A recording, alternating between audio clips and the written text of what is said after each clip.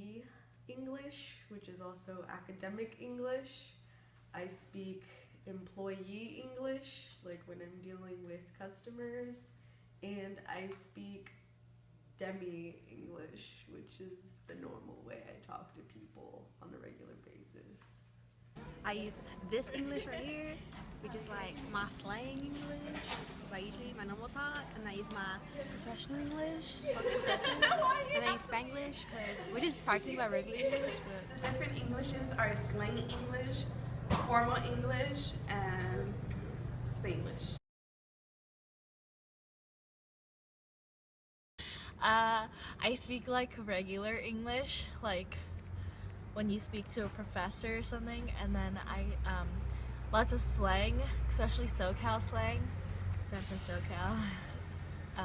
Yeah. Okay, I speak normal academic English with my teachers / in emails, and over text I speak, I guess, like abbreviation English, like normal, like my generation texting English. The language, like where I come from in my neighborhood, so like things have like different meanings.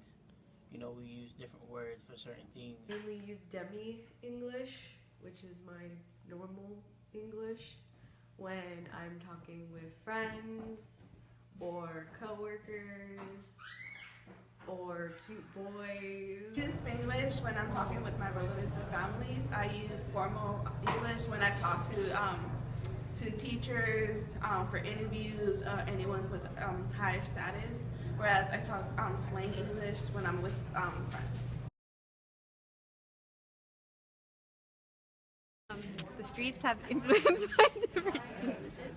I guess my parents, because they're like, they speak Spanish. I mean English too, but I mean they ain't grammatical, so I ain't grammatical. I mean I can learn, but sorry. No.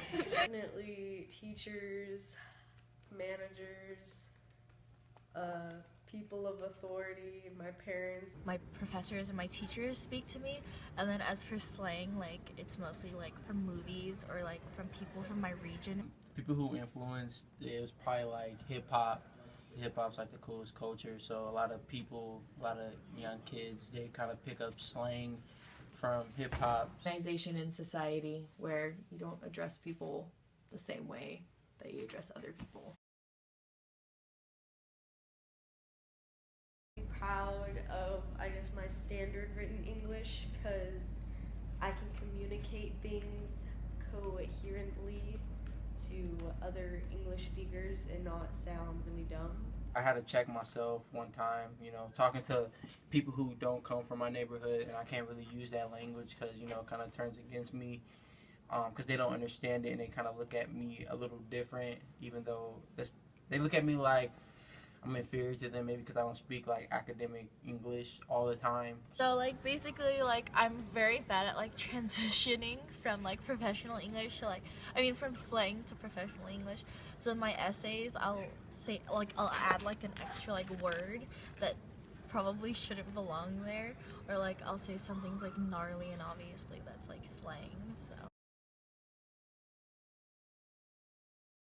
I prefer to speak in demi-English because it's not as formal and you can get more creative with your vocabulary and things don't always have to make sense. Would be, I guess, kind of slang, kind of just my generation's English, because I don't have to think about it, but when I'm talking with my professor I have to make sure I sound professional enough. Definitely slang, because it's a lot more natural for me, as like when like I'm speaking like professionally, like it's kind of like public speaking. I'm not very good at it.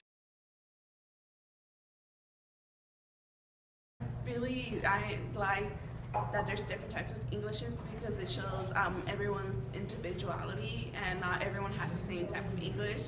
Some have different accents because it shows where the person came from. It's weird to try to imagine talking to a friend versus a kid versus a professor all in the same way, because there's different they're all in different levels of society. And Englishes in America are definitely like really cool.